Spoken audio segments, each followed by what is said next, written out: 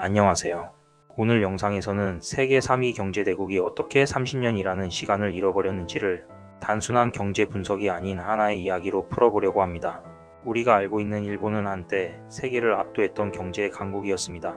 1980년대 후반, 일본은 지금의 미국 기술 기업처럼 전 세계 뉴스의 중심에 서 있었습니다.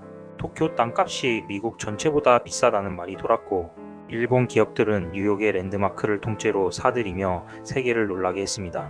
하지만 이 영광은 오래가지 않았습니다. 1990년 버블은 갑작스러운 폭발이 아니라 이미 내부에서부터 조용히 무너지고 있었던 구조였습니다. 정부는 과열된 부동산 시장을 잡기 위해 금리를 올렸고, 은행은 대출 회수에 나섰으며 그동안 치솟던 자산 가격은 순식간에 붕괴했습니다. 1. 디플레이션의 늪. 버블 붕괴는 단순한 가격 하락이 아니라 경제 전체의 심장을 얼어붙게 만드는 디플레이션이라는 괴물을 불러왔습니다. 기업은 투자 대신 부채를 갚기 시작했고, 가게는 소비를 멈췄습니다. 모두가 돈을 쓰지 않으니 경제는 자연스럽게 멈춰 서게 됩니다. 일본은 이 시점부터 잃어버린 10년에 접어들었습니다. 하지만 문제는 이 시간이 20년이 되고 결국 30년이 되었다는 사실입니다. 2. 좀비 기업의 등장. 버블 붕괴 이후 일본 정부는 부실 기업을 과감하게 정리하지 못했습니다.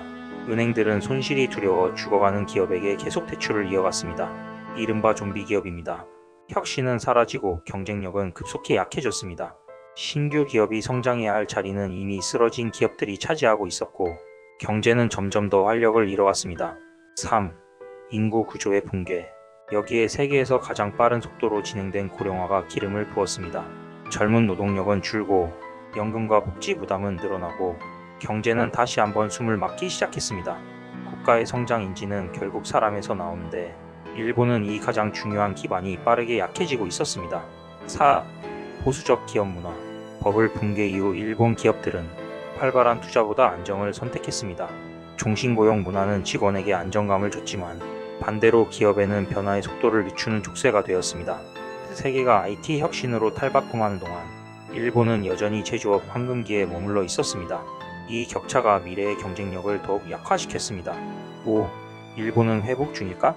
최근 일본 증시가 반등하고 엔저가 수출 기업을 밀어주면서 일본의 부활이라는 말도 나오고 있습니다. 하지만 구조적 문제를 보면 이야기는 달라집니다. 고령화, 생산 가능 인구 감소, 기술, 서비스 산업 경쟁력 약화, 정체된 기업 문화. 일본은 아직 완전히 회복했다고 보긴 어렵습니다. 이것이 바로 잃어버린 30년의 그림자입니다. 6. 한국과 투자자가 배워야 할 교훈. 일본의 30년은 우리에게 두 가지 중요한 질문을 남깁니다. 첫째, 버블 붕괴 이후 무엇을 먼저 정리해야 하는가? 둘째, 인구, 혁신, 기업 문화가 장기 성장의 핵심이라는 사실을 잊지 않는가? 경제는 숫자보다 구조가 중요합니다. 그리고 구조는 시간이 지날수록 더욱 격차를 만듭니다. 결론.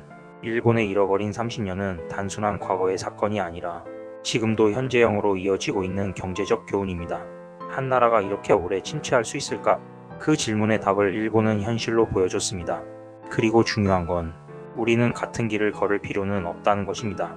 오늘의 선택이 미래의 30년을 바꿀 수 있습니다.